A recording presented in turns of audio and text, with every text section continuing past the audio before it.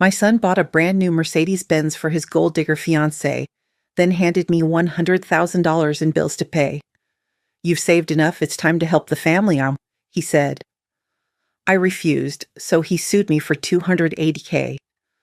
But when I walked into court, the judge froze.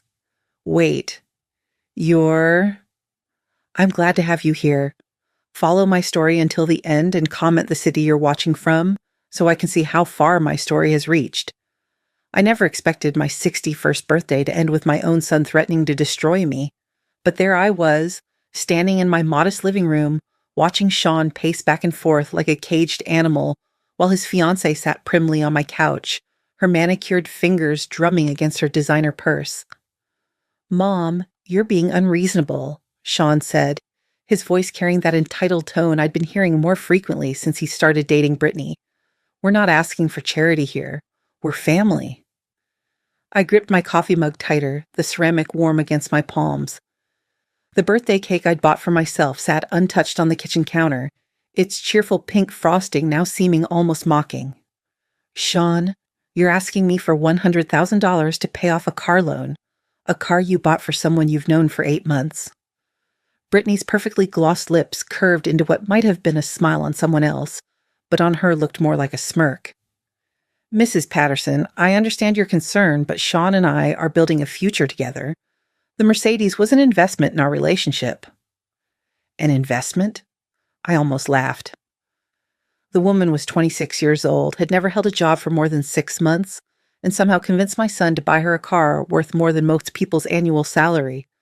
I'd raised Sean to be smarter than this, but apparently a pretty face and batting eyelashes could override 3 decades of common sense.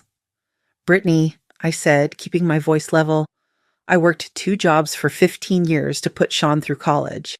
I've helped him with his rent, his credit card debt, and even his failed business ventures. But this is different." Sean stopped pacing and whirled around to face me. "Different how? Because you don't like Brittany?" "I don't know Brittany well enough to like or dislike her," I replied truthfully. "But I know manipulation when I see it." The temperature in the room seemed to drop 10 degrees. Brittany's expression hardened and something flickered in her eyes that made my instincts prickle. It was a look I recognized from my past, though Sean had no idea why I'd be able to read people so well. Manipulation? Brittany stood up slowly, smoothing down her expensive dress. "Mrs. Patterson, I think you're projecting. Just because you've spent your life alone doesn't mean every woman is trying to take advantage of your son." The casual cruelty in her voice hit its mark, but I'd heard worse. Much worse. "I've been alone by choice, Brittany. There's a difference." Sean ran his hands through his hair, a gesture he'd inherited from his father.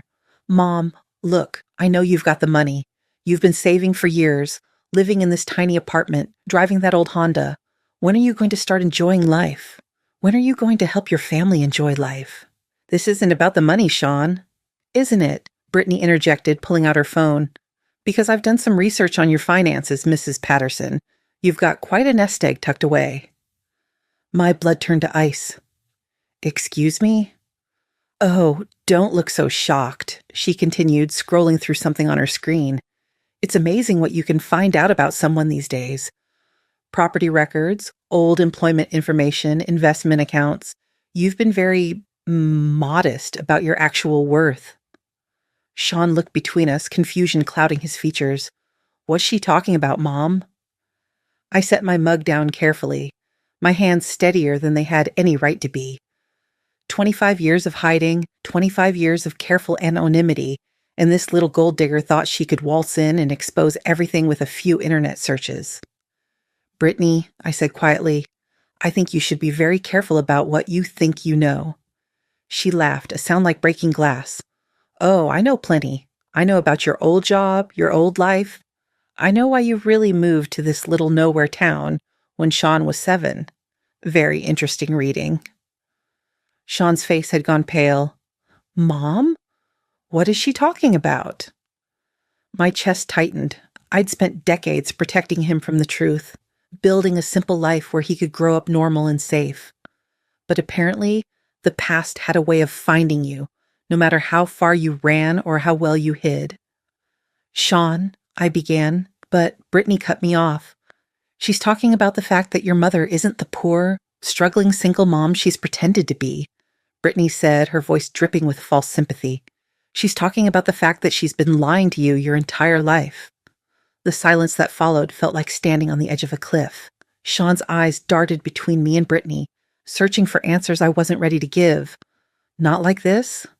Not with her watching like a vulture waiting to pick clean the bones of our relationship. I think, I said slowly, standing up and moving toward the door, that this conversation is over. But Sean didn't move. No, I want answers. Brittany, what exactly did you find? She smiled then, and it was the coldest thing I'd seen in years. Let's just say your mother has some very interesting connections. People who might be surprised to learn where Joanne Patterson ended up. The name hit me like a physical blow, not because it was wrong, but because it was almost right. Close enough to terrify me, close enough to make me realize that this wasn't random curiosity. This was targeted. Get out, I whispered. Mom? Sean stepped toward me, concern, replacing confusion in his voice. What's going on? Why do you look like you've seen a ghost? Because I had. The ghost of a life I'd buried so deep I'd almost convinced myself it never existed. The ghost of decisions I'd made to keep us both safe. Decisions that had cost me everything I'd once been. Sean, I said, my voice stronger now. I need you both to leave. Now. We're not going anywhere until you write that check, Brittany said, crossing her arms. Not after what I know? And if I don't? Her smile widened. Then maybe it's time your son learned the truth about who his mother really is. And maybe some other people should know where to find you. The threat hung in the air between us like poison gas.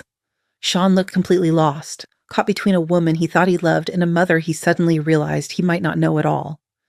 You have 48 hours, Brittany continued, gathering her purse. $100,000, or I start making some very interesting phone calls.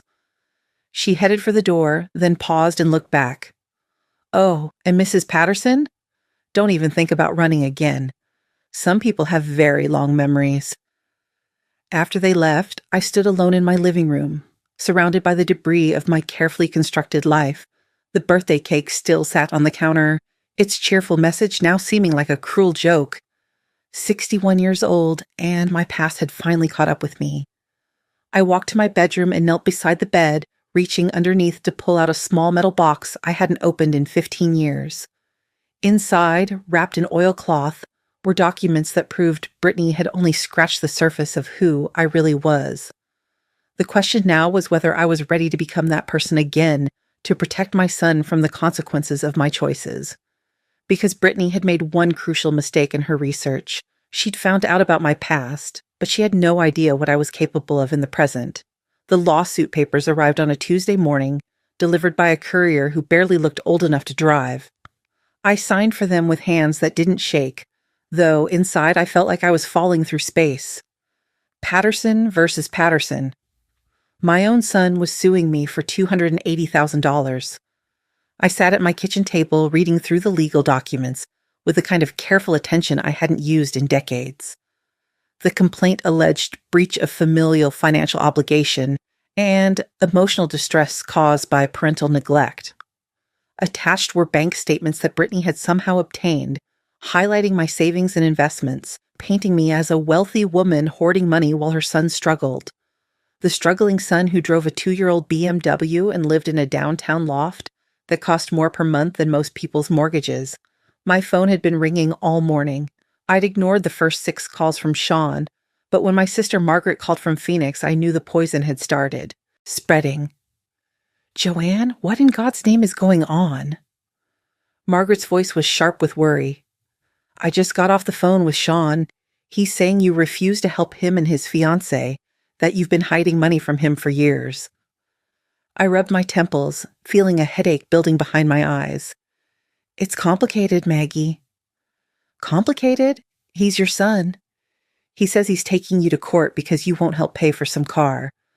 Since when do you have the kind of money that would make this worth suing over? Since always, I wanted to say. Since before you knew me as the quiet single mother who moved to Millbrook with a 7-year-old boy and a story about escaping an abusive relationship. Since before I became Joanne Patterson, suburban nobody. I have some savings, I said instead. Some savings? Margaret's voice rose. Sean is talking about hundreds of thousands of dollars. Where did that money come from, Joanne? I closed my eyes. Even my own sister, the only family I had left besides Sean, didn't know the truth. I'd been so careful, so thorough in burying my past, that sometimes I almost forgot it myself. I have to go, Maggie. I'll call you later. Joanne, wait. I hung up and immediately dialed my lawyer's office. Patricia Hendricks had handled my divorce from Sean's father 28 years ago, back when she was a junior associate and I was still someone else. She was one of the few people who knew pieces of my real story, though not all of it. Patricia, it's Joanne Patterson. I need to see you today. Joanne? My God, it's been years. What's wrong? You sound terrible. My son is suing me. I need representation. There was a pause. Your son, Sean, the one you put through college? The same one. Can you see me this afternoon? Of course. Come in at 3. And Joanne? Bring whatever documentation you have. All of it. All of it. Patricia had no idea what she was asking for. After I hung up, I went back to the bedroom and pulled out the metal box again. This time, I spread everything on my bed, Social Security cards in 3 different names, birth certificates, driver's licenses, and employment records that told the story of a woman who had died on paper 25 years ago. Janet Morrison, private investigator specializing in corporate fraud and domestic surveillance, licensed in 4 states with commendations from 3 police departments. The woman who had saved the wrong person's life and ended up needing to disappear. I picked up the newspaper clipping I'd kept all these years, yellowed and fragile. Local PI instrumental in corruption case. There was my picture, younger, sharper, wearing a confidence I'd spent decades learning to hide. The article detailed how my investigation had brought down a city councilman who'd been taking bribes from construction companies. What the article didn't mention was that the councilman had powerful friends who didn't appreciate having their business. Arrangements disrupted, friends who made it clear that Janet Morrison's continued existence was problematic. So, Janet Morrison died in a car accident, her body never recovered from the river, and 6 months later, Joanne Patterson moved to Millbrook with her son, a modest insurance settlement, and a determination to live quietly. The irony wasn't lost on me that Brittany thought she was so clever digging up information about Joanne Patterson. She had no idea she was threatening someone who had once made a living finding people who didn't want to be found. My phone buzzed with a text from Sean. Mom, call me. We need to talk before this gets worse. Before this gets worse, as if suing your own mother wasn't already rock bottom. I was about to respond when another text came through, this one from a number I didn't recognize. Joanne Patterson, or should I say Janet Morrison? Interesting how far you've fallen. Perhaps we should meet. My blood turned to ice. I stared at the message, reading it 3 times before my brain could process what I was seeing. Someone else knew. Someone besides Brittany had connected the dots between my current life and my past. The phone buzzed again. Coffee shop on Main Street. Tomorrow, 10 a.m., come alone or your son learns everything. And I mean everything. I set the phone down with trembling hands. 25 years of hiding, of building a safe life for Sean, and now it was all unraveling. But as I sat there surrounded by the documents of my former life, I felt something I hadn't experienced in decades. Not fear, not anymore. Anger. Pure, cold, calculating anger at these people who thought they could threaten my family and walk away unscathed. Brittany might have done her research, but she'd made a fundamental error in judgment. She'd assumed that because I'd been living quietly, I'd forgotten how to fight. She was about to learn just how wrong she was. I opened my laptop and began typing, muscle memory guiding my fingers as I accessed databases I hadn't touched in years. Within an hour, I had Brittany's full employment history, her credit report, and a very interesting pattern of short-term relationships with wealthy older men. 3 previous engagements, all broken off after the men discovered money missing from their accounts. 2 restraining orders filed against her by former boyfriends. 1 arrest for check fraud that had been mysteriously dropped. Brittany wasn't just a gold digger. She was a predator with a system, and my son was her latest mark. But she'd picked the wrong family this time. I gathered the documents and locked them back in the box, then pulled out a small black notebook I hadn't opened in decades. Inside were phone numbers, names, contacts from my old life, people who owed me favors, people who might be very interested to know that Janet Morrison was still alive. Because if Brittany wanted to play games with my past, she was about to discover that some ghosts were better left buried, and that some people were far more dangerous when you backed them into a corner.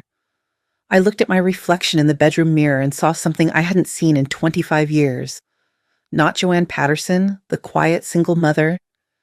Janet Morrison was staring back at me, and she was ready for war. The courthouse smelled like old wood and broken dreams. I sat in the hallway outside Courtroom B watching lawyers in expensive suits hurry past with their briefcases and their certainty. Patricia sat beside me, occasionally glancing at her watch and muttering about delays.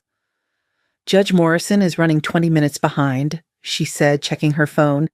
Traffic accident on the interstate backed everything up. Judge Morrison. The name meant nothing to Patricia, but it hit me like a freight train. David Morrison. It couldn't be the same person, could it? I pulled out my phone and searched for Judge David Morrison's Superior Court. The photo that loaded made my hands shake. Older, grayer, wearing the dignified bearing of a man who'd spent decades on the bench. But those eyes were the same ones that had looked at me 32 years ago with desperate gratitude when I handed him the evidence that cleared his name. David Morrison, the young public defender I'd saved from a trumped-up bribery charge when I was just starting out as a private investigator. The man whose career I'd rescued by proving his accuser was lying, his evidence fabricated by the same corrupt officials I'd later bring down. Patricia, I whispered, I need to use the restroom. She nodded absently, still scrolling through emails. I walked to the bathroom on unsteady legs, gripping the sink as I stared at my reflection. 32 years. Would he recognize me? Did I want him to? When I returned, the bailiff was calling our case. Patterson versus Patterson, docket number 4792. We filed into the courtroom, and I kept my eyes down as we took our seats at the defendant's table. Across the aisle, Sean sat with his lawyer, a sharp-faced woman in a power suit who looked like she charged $500 an hour to ruin families. Brittany sat behind them, wearing a demure navy dress that probably cost more than most people's rent. All rise for the Honorable Judge David Morrison. I stood with everyone else, my heart hammering against my ribs. When I finally looked up, our eyes met across the courtroom and time stopped. He froze. Completely, utterly froze, his mouth slightly open, the papers in his hand forgotten. For a moment that felt like an eternity, we stared at each other, and I saw recognition dawn in his eyes. Not of Joanne Patterson, suburban single mother. Recognition of Janet Morrison, the woman who had saved his life and career when he was just 28 years old. Your Honor? The court reporter looked up expectantly. Judge Morrison blinked, shaking his head slightly as if clearing water from his ears. Yes, please. Be seated. His voice was rougher than it should have been, and his eyes kept drifting back to me with a mixture of shock and something that might have been concern. Sean's lawyer stood up, launching into her opening statement about familial obligation and the responsibilities of wealthy parents to their struggling children. She painted a picture of me as a selfish woman hoarding money while my son suffered, unable to provide for his future wife.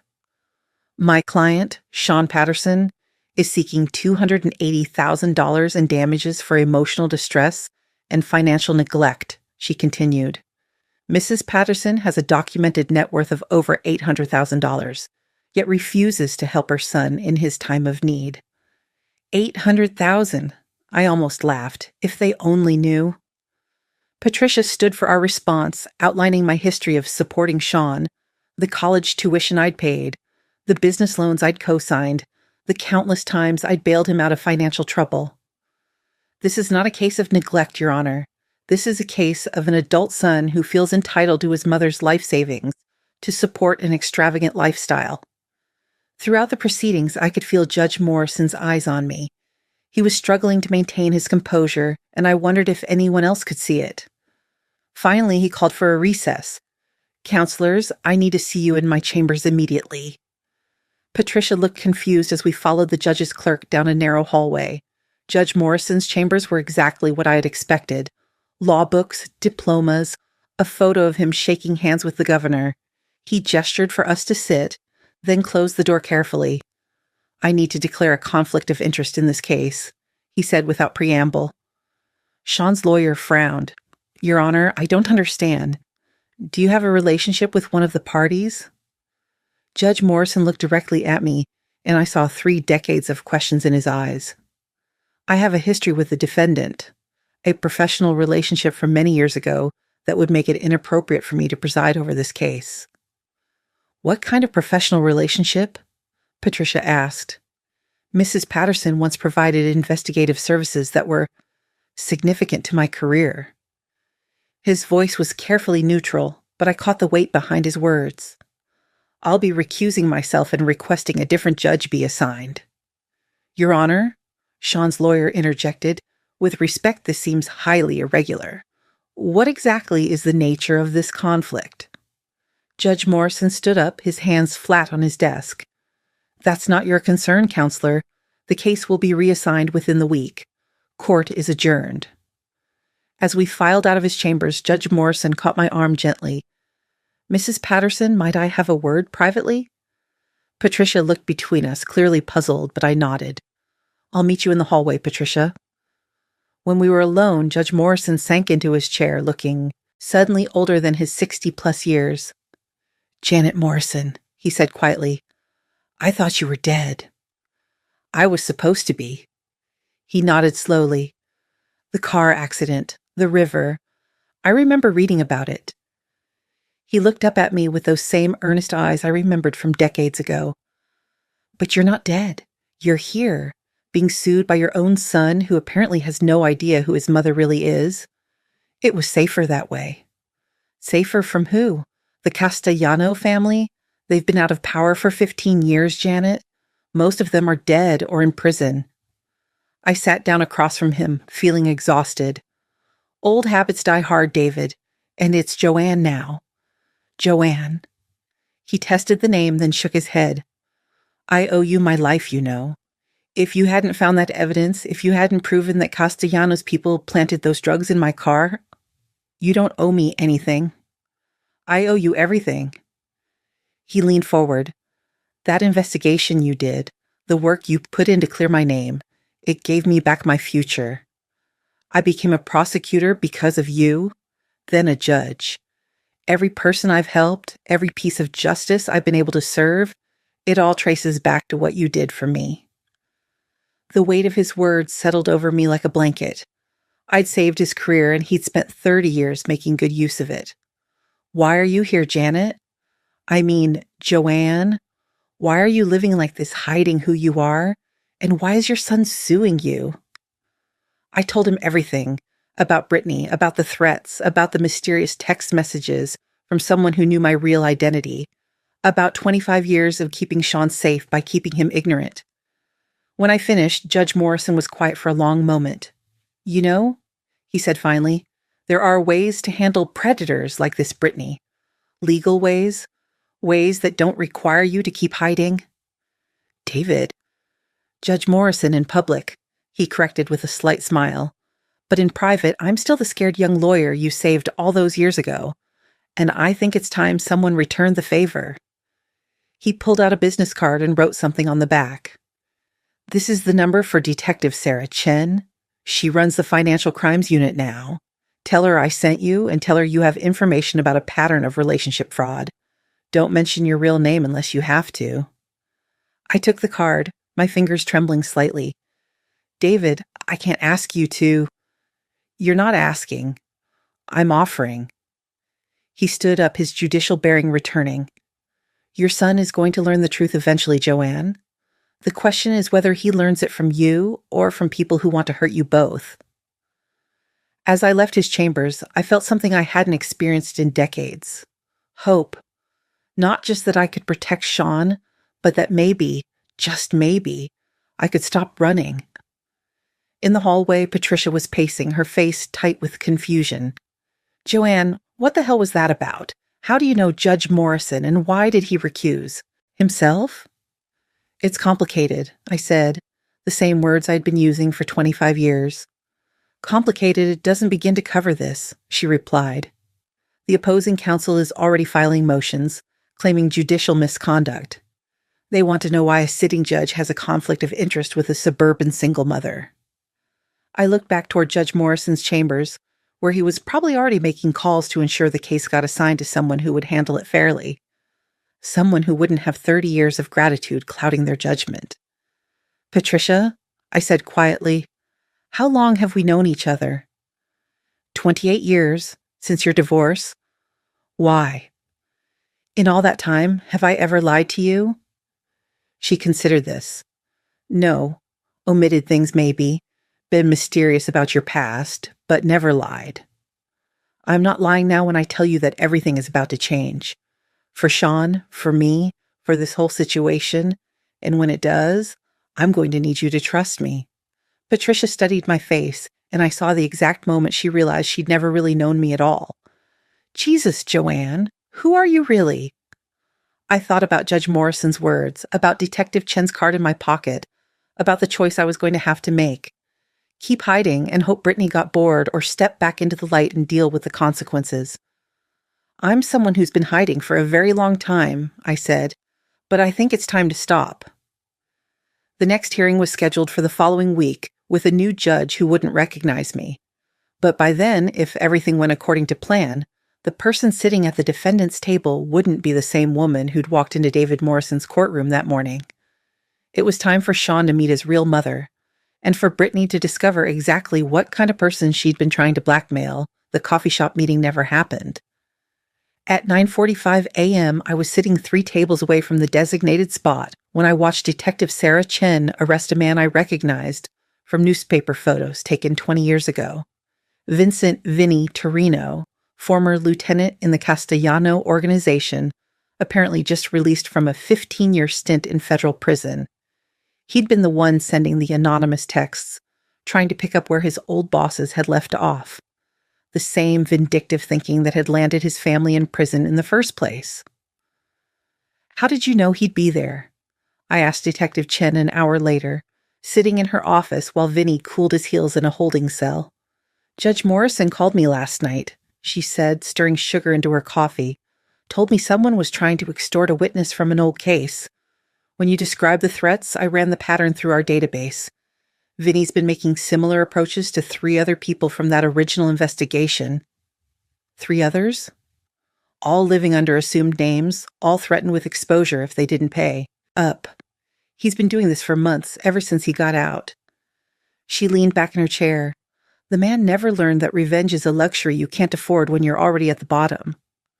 Relief flooded through me, followed immediately by a new worry. What about Brittany? She's still out there? Still threatening Sean? Detective Chen smiled, and it wasn't entirely pleasant. "About that, Judge Morrison wasn't the only person who made calls last night. It turns out your future daughter-in-law has warrants in 2 states: fraud, identity theft, and violation of a restraining order in California." "Warrants?" "She's been very busy. The California warrant is particularly interesting. Apparently, she convinced a 70-year-old widower to liquidate his retirement account for a business investment that never materialized. When he tried to report her, she filed a countersuit claiming he'd sexually assaulted her. I felt sick. Did he? Security cameras from his assisted living facility proved otherwise. She's facing federal charges for elder abuse and fraud." Detective Chen pulled out a file thick with documents. "We've been tracking her for 6 months, but she kept moving, changing names. Your son's lawsuit actually helped us locate her." The irony was bitter. Sean's attempt to destroy me had led directly to his fiancée's arrest. "When will you take her into custody?" "We already did. This morning, about an hour after we picked up Vinny. She was at your son's apartment packing to leave town." My phone buzzed with a call from Sean. I'd been ignoring him since yesterday, but now I should take this. Detective Chen nodded. Go ahead. But don't tell him about the arrests yet. Let him figure some things out on his own first. I stepped into the hallway and answered. Sean.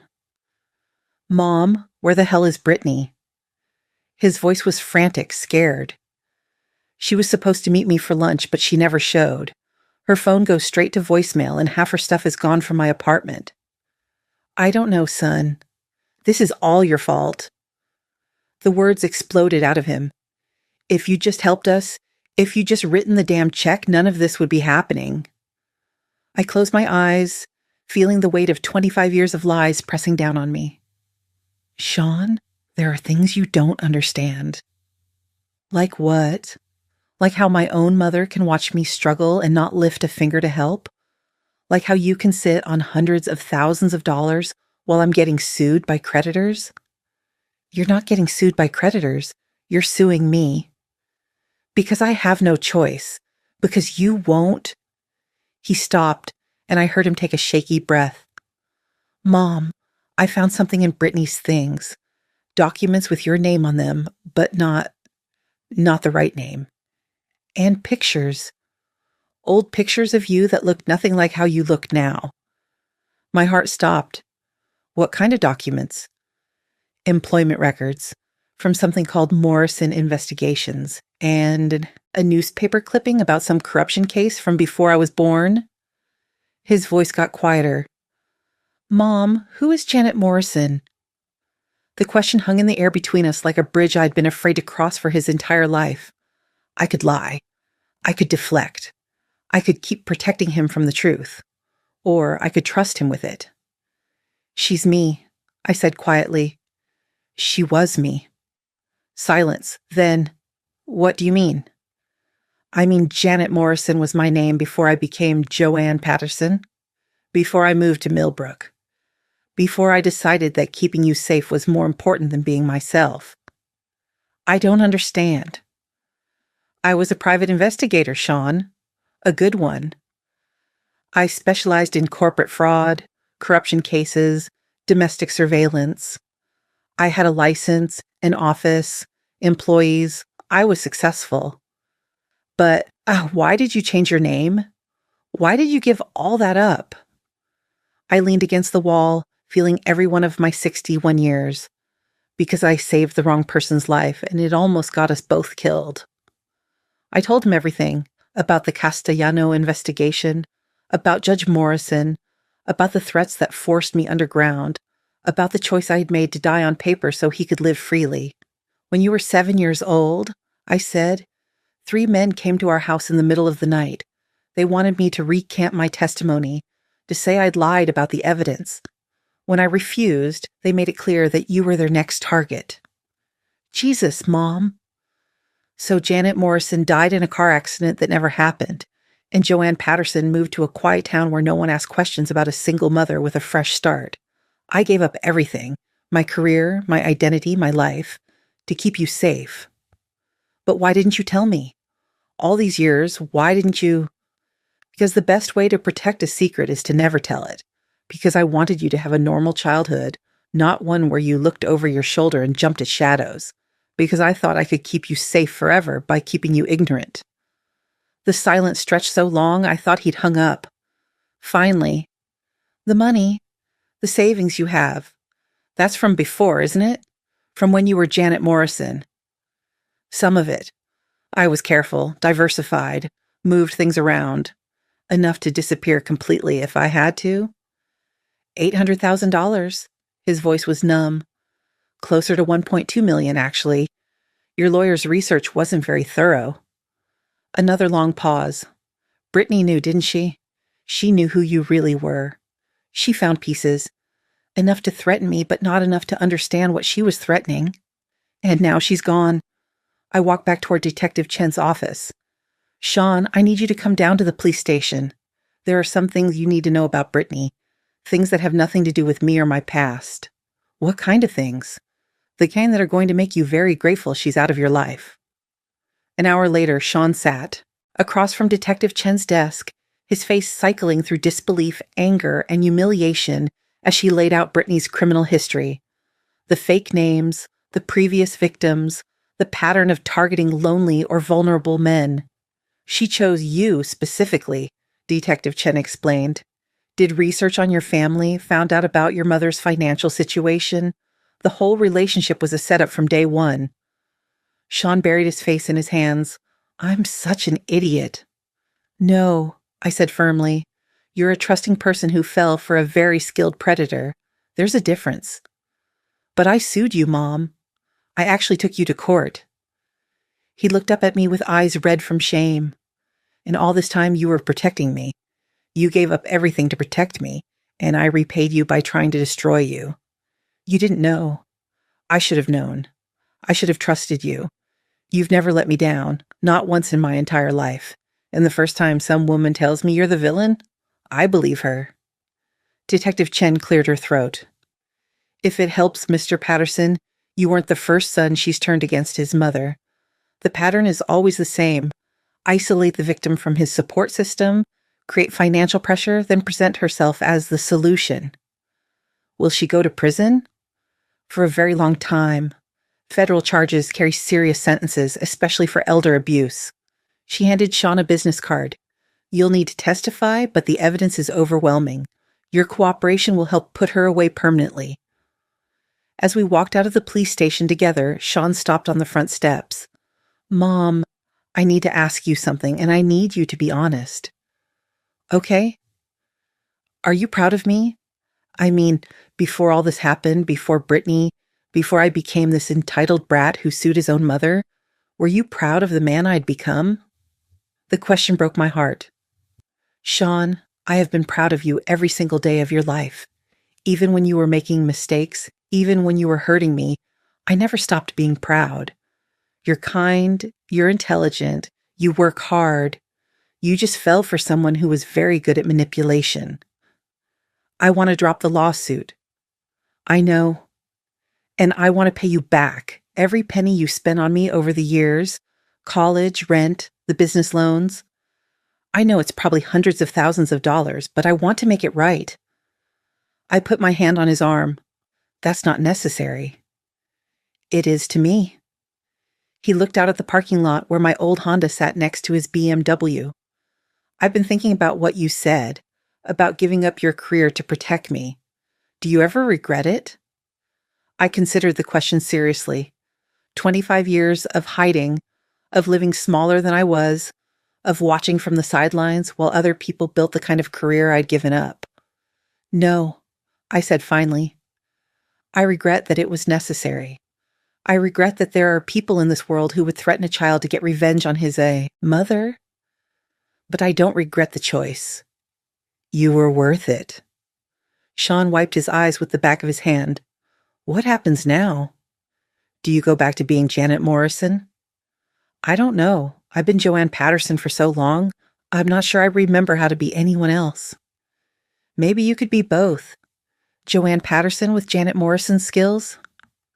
I looked at my son, really looked at him, and saw something I hadn't noticed before.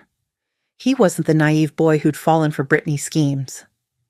The experience had changed him, aged him, given him a hard-earned wisdom about trusting the wrong people. Maybe I could, I said. But first, we have a lawsuit to dismiss and a relationship to rebuild. And Mom? He turned to face me fully. Next time someone threatens you, don't handle it alone. I may not be a private investigator, but I'm your son. And sons are supposed to protect their mothers, too. For the first time in weeks, I smiled, really smiled. Janet Morrison had spent 30 years protecting everyone else. Maybe it was time to let someone protect her. 3 weeks after Brittany's arrest, I was sitting in Patricia's office signing the papers to dismiss Sean's lawsuit when she asked the question I'd been dreading. So what's the real story, Joanne? And don't give me any more mysterious non-answers. After 30 years, I think I've earned the truth. I set down the pen and looked at my lawyer, my friend, the woman who had helped me navigate my divorce when I was still pretending to be someone I wasn't. The real story is that I used to be very good at finding people who didn't want to be found. And sometimes the people you find don't appreciate being found. You were a private investigator, among other things. I pulled out my phone and showed her a news article I'd bookmarked. Remember the Castellano corruption scandal from the early 90s? The one that brought down half the city council? Patricia's eyes widened as she read. Janet Morrison, the investigator who broke the case wide open. She looked up at me, understanding dawning. That's you? That was me. Jesus Christ, Joanne. You brought down the most powerful crime family in the state. No wonder you went into hiding. She set the phone down carefully. But why come out now? What's changed? Before I could answer, my phone rang. Detective Chen's name appeared on the screen. Excuse me, I told Patricia, stepping into the hallway. Sarah, what's the update? We got a problem, Detective Chen said without preamble. Brittany's talking. She's trying to cut a deal by giving up information about other scams she's been running. One of them involves your son's business. My stomach dropped. What do you mean? Apparently, she didn't just target Sean romantically. She also invested $25,000 in his consulting firm 6 months ago. Money that came from one of her elderly victims in California. Sean doesn't know? Not yet. The money came through a shell company she set up. On paper, it looks like a legitimate investor. But it's stolen money, Joanne, which means his business is technically built on the proceeds of elder fraud. I closed my eyes, leaning against the wall. Even from prison, Brittany was still poisoning our lives. What does this mean for Sean? If the feds want to be hard-nosed about it, they could seize his business assets as proceeds of crime. More likely, they'll just want the money back, but that could bankrupt him. How much? The original $25,000 plus 6 months of profits she's entitled to as an investor. Probably close to $40,000 total. $40,000. For most people, a devastating blow. For me, barely a dent in my hidden savings. Sarah, if I pay back the victim directly, can we keep Sean out of this? Possibly. But you'd have to move fast, and you'd have to do it quietly. Once the federal prosecutors get involved, it becomes a lot more complicated. After I hung up, I stood in the hallway for a long moment, thinking about patterns. About how the past keeps reaching forward to complicate the present. About how protecting the people you love sometimes means making decisions they wouldn't want you to make. I went back into Patricia's office and told her about the call. So what are you going to do? She asked. What I always do, protect my son. By paying $40,000 to cover up his connection to a federal crime? By paying $40,000 to protect an innocent man from the consequences of trusting the wrong person? Patricia shook her head. You know, most mothers would tell their adult children about these things. Let them make their own decisions. Most mothers didn't spend 25 years learning that some knowledge is too dangerous to share. But even as I said it, I wondered if I was making the same mistake again. Sean had been angry when he discovered I'd hidden my past from him. How would he react if he found out I was still making unilateral decisions about his life? My phone buzzed with a text from him. Mom, can we have dinner tonight? I want to talk to you about something. Something in his tone worried me. I texted back. Of course. 7 p.m. at Marcello's. Actually, could you come to my apartment? I'm cooking. Sean hadn't cooked for me since college. Whatever he wanted to discuss, it was serious. I spent the afternoon handling Brittany's victim situation, making calls to Detective Chen, arranging for a wire transfer that would quietly repay the stolen money without involving Sean. By 6:30, I was standing outside his apartment building, holding a bottle of wine and wondering what new crisis was about to unfold. Sean answered the door, wearing an apron that said "Kiss the Cook," a Christmas gift from me 3 years ago that I'd never seen him use. The apartment smelled like garlic and herbs, and I could hear jazz playing softly in the background. This is nice, I said, looking around. He'd cleaned thoroughly, removed all traces of Brittany's presence, rearranged the furniture to make it feel like his space again. I wanted to do something for you, he said, taking my coat. After everything I put you through, the least I can do is make you a decent meal. We sat down to pasta with homemade sauce, salad, and bread that was clearly from the expensive bakery downtown. Sean poured wine and we ate in comfortable silence for a few minutes before he cleared his throat. Mom, I've been thinking about what you told me, about your past, about what you gave up. Sean, let me finish. He set down his fork. I've been thinking about it, and I have some questions. My chest tightened. Okay. Do you miss it? The work, I mean, being Janet Morrison. The question caught me off guard. Sometimes I was good at it. More than good. I did some research after you told me. Janet Morrison wasn't just any private investigator. You were considered one of the best in the business. Corporate fraud, missing persons, corruption cases. You had a 93% success rate. You researched me? I researched my mother. He smiled slightly. Both versions of her. And I discovered something interesting. He got up and returned with a folder full of printouts. Newspaper articles, professional profiles, case summaries, a career's worth of accomplishments I'd never told him about. According to this, he said, opening the folder, Janet Morrison solved over 300 cases in 15 years. She recovered $8.7 million in stolen assets. She helped put 42 criminals in prison. She saved 17 marriages and found 31 missing persons. Sean, where are you going with this? I'm going toward the fact that my mother was a hero, and I want to know if she'd like to be a hero again. He pulled out a business card and slid it across the table. It was cream-colored, expensive cardstock with simple black lettering. Morrison Investigations. Finding truth. Delivering justice. I had these made, he said quietly. I know you might not want to use your real name, but I thought, maybe it's time. I stared at the card, my vision blurring slightly. Sean, I can't just go back to being a private investigator. It's been 25 years. The laws have changed, the technology. So you'll learn. You're 61, not 91, and you're still the woman who brought down the Castellano family. The licensing alone would take months. I already looked into it. Your old license expired, but you can petition for reinstatement based on your previous record. Detective Chen said she'd be a reference. I picked up the card, running my thumb over the raised lettering. You want me to start over, at my age? I want you to stop hiding. He reached across the table and took my hand. Mom, for 25 years, you've been living like a ghost. You gave up everything to protect me, and I love you for that. But I'm a grown man now. I can protect myself, and maybe it's time for the world to remember what Janet Morrison was capable of. It's not that simple, isn't it? He squeezed my hand. You just spent 3 weeks dismantling Brittany's entire operation. You connected dots that professional detectives missed. You protected me from consequences I didn't even know existed. You're still her mom. You're still Janet Morrison. You just forgot for a while. I thought about Detective Chen's call, about the money I'd quietly transferred to protect Sean from Brittany's crimes, about Judge Morrison's words in his chambers, about Patricia's question, what's changed?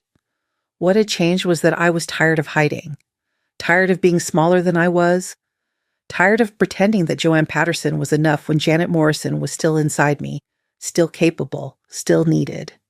There's something I need to tell you, I said. Sean's expression grew concerned. What? I told him about Brittany's investment in his company, about the stolen money, about the transfer I'd made that afternoon. His face went through several emotions: shock, anger, gratitude, frustration. You paid $40,000 without telling me? I protected you from a federal crime investigation by making decisions about my life without consulting me. He ran his hands through his hair. Mom, this is exactly what I'm talking about. You're still trying to handle everything alone. I was trying to protect me, I know. But I don't need protecting anymore. I need a partner, someone who trusts me enough to let me help carry the load. He stood up and walked to the window, looking out at the city lights. If you're going to be Janet Morrison again, you can't keep being Joanne Patterson, too. You can't keep hiding things from the people who love you. What are you saying? He turned back to me. I'm saying if you restart Morrison Investigations, I want to work with you. Sean, you have your own business? Built on stolen money, apparently. He laughed bitterly. Maybe it's time for a career change anyway. You don't know anything about investigative work. I know about business, about finance, about technology, and I know about being betrayed by someone you trust.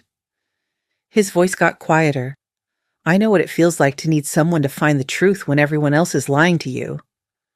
I looked at the business card again, at the name I'd carried in secret for 25 years.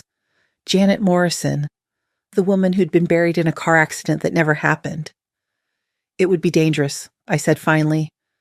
The work we'd take on, the people we'd be investigating, it's not always safe. Neither is hiding. We'd have to start small, build a reputation all over again. We'd have each other. I stood up and walked to him at the window. Below us, the city sprawled out in all directions, full of secrets and lies, and people who needed someone to find the truth. Partners? I asked. Partners, he confirmed. For the first time in 25 years, I felt like myself again. Not Joanne Patterson, the woman who'd spent decades making herself smaller and quieter and safer. Janet Morrison, the woman who found people who didn't want to be found. And this time, she wouldn't be working alone. 6 months later, I stood in the doorway of our new office, watching Sean install the last piece of surveillance equipment we'd need for our first major case. The frosted glass door read Morrison and Associates Investigations in gold lettering, and every time I saw it, I felt a small thrill of recognition. I was Janet Morrison again. Officially, legally, completely. The process had been more complicated than Sean had anticipated. Reinstating my private investigator's license required testimony from 3 character witnesses, including Judge Morrison and Detective Chen. I'd had to sit for updated certification exams, prove my knowledge of current technology, and undergo a thorough background check that nearly gave me panic attacks until I remembered that Janet Morrison had nothing to hide. The most difficult part had been the legal resurrection. Changing my name back, updating Social Security records, dealing with banks and credit agencies that couldn't understand how someone could be legally dead for 25 years and then come back to life. Patricia had handled most of it, muttering about paperwork nightmares and bureaucratic impossibilities. "The cameras are live," Sean announced, climbing down from a stepladder. "Motion-activated night vision feeds directly to the secured server. We're ready for Mrs. Kellerman tomorrow." Mrs. Kellerman was our first real client, a 72-year-old widow who suspected her live-in caregiver was stealing from her but couldn't prove it. The local police had dismissed her concerns as the paranoid delusions of an aging mind. Her children thought she was developing dementia. But Mrs. Kellerman had tracked our activities through Detective Chen, who'd mentioned our services to victims of elder abuse. She'd driven 90 minutes to our office, sat across from my desk, and told her story with the clear, sharp intelligence of someone whose mind was perfectly intact. "They think I'm crazy," she said, "but I know what I know. Money is disappearing from my accounts. Jewelry is going missing. And that woman, Sandra, she thinks I'm too old and stupid to notice." It was exactly the kind of case Janet Morrison had always excelled at. The overlooked victim, the predator hiding in plain sight, the truth that everyone else was too busy or too biased to see. "Are you nervous?" Sean asked, packing away his tools. "About tomorrow?" "No, about being back in this business?" I considered the question. A little. The truth was, I felt more like myself than I had in decades. During the months of preparation as we'd set up the office and taken courses and rebuilt my credentials, I'd remembered why I'd loved this work. The puzzle of human behavior, the satisfaction of uncovering hidden truths, the justice of protecting people who couldn't protect themselves. But I was also 61 years old, working with technology that hadn't existed when I was last in the field. The learning curve had been steep, and there were moments when I'd wondered if I was too old to start over. "Mom," Sean said, using the tone that meant he had something serious to say, "I want you to know something." "What's that?" "These last 6 months, watching you become yourself again, it's been incredible. You're more confident, more engaged, more alive than I've ever seen you." I smiled, touching the nameplate on my desk. I forgot how good it felt to be good at something. You were always good at things. You just convinced yourself that being small was safer. It was safer. For you. But not for you. He sat down across from my desk in the chair where clients would sit. I've been thinking about that a lot. About how you spent 25 years making yourself smaller to protect me. And I realized something. What? You weren't just protecting me from physical danger. You were protecting me from guilt, from feeling responsible for the sacrifices you made. The observation was so insightful it took my breath away. Sean? But here's the thing, Mom. I am responsible. Not for your choices, those were yours to make, but for making sure they weren't wasted. For making sure that when you were ready to be yourself again, I was strong enough to stand beside you instead of behind you. I felt tears threatening and blinked them back. You've grown up. I had to. My partner expects excellence. My phone buzzed with a text from Detective Chen. Heads up. Brittany was sentenced today. 15 years federal, no parole. Thought you'd want to know? I showed Sean the message and he nodded grimly. Good. She won't be manipulating anyone else's family. Are you sorry about how everything happened with her? He considered this. I'm sorry it happened the way it did. I'm sorry she hurt you. I'm sorry I let her turn me against you. He paused. But I'm not sorry it led us here. To this. A knock on the door interrupted us. Through the frosted glass, I could see the silhouette of a woman. Our first walk-in client. Are you ready for this? Sean asked. I straightened my shoulders, feeling Janet Morrison settle into place like a familiar coat. I'm ready. The woman who entered was probably in her 40s, well-dressed but with the slightly frantic look of someone who'd been carrying a burden too long alone. She clutched a manila folder against her chest like armor. Morrison Investigations? She asked. That's right. I'm Janet Morrison, and this is my associate, Sean Patterson. How can we help you? She sat down, still gripping the folder. My name is Linda Hayes. My daughter disappeared 3 weeks ago. The words hit me like electricity. Missing persons cases had always been my specialty, and my success rate had been legendary.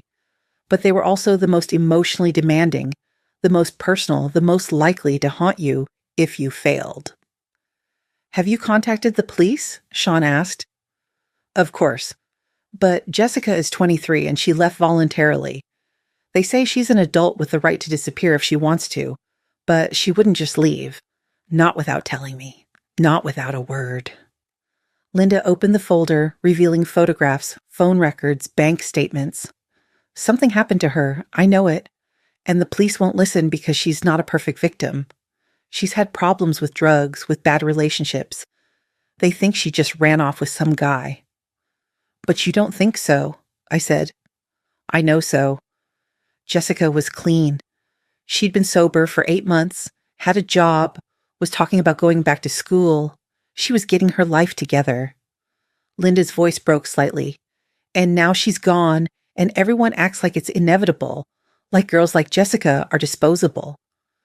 I looked at Sean, seeing my own thoughts reflected in his eyes. This was why we did this work. For the Linda Hayes of the world, the mothers whose children fell through the cracks because society had already written them off. We'll take the case, I said. Linda's shoulders sagged with relief. Thank you. The police detective gave me your name. Said if anyone could find Jessica, it would be Janet Morrison. After Linda left, Sean and I sat in our office as the sun set outside our window. 2 cases in one day. Mrs. Kellerman's theft investigation, and now Jessica Hayes' disappearance. You know, Sean said, I never asked you this before, but why did you become a private investigator in the first place? Before the Castellano case, before everything went wrong? I thought back to my early 20s, to the young woman who'd been so certain she could fix the world one case at a time. Because I was good at seeing patterns that other people missed, and because I believed that everyone deserved to have someone looking for the truth on their behalf. Do you still believe that? I looked around our office, at the equipment we'd installed, at the business cards stacked neatly on my desk, at the photograph I'd hung on the wall, a picture of Sean and me at his college graduation, both of us smiling, both of us unaware of the storms that lay ahead. I believe it more than ever, I said. My phone rang. The number was local but unfamiliar. Morrison Investigations, this is Janet. Ms. Morrison? This is Judge Morrison's clerk.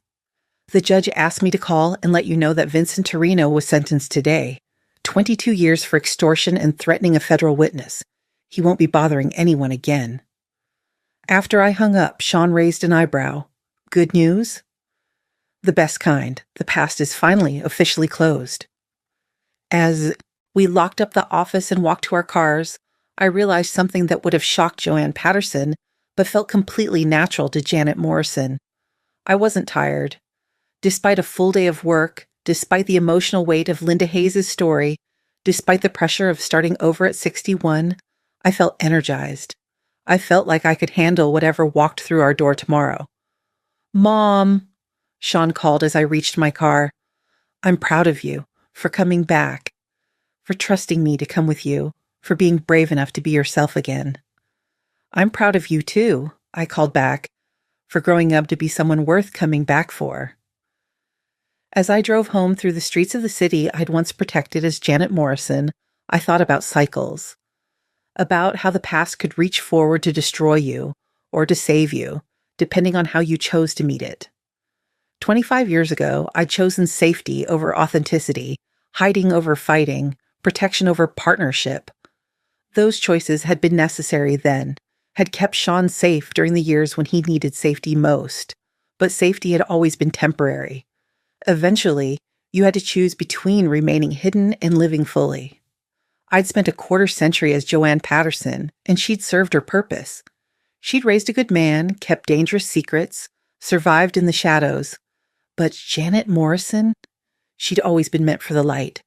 Tomorrow, Mrs. Kellerman would get justice.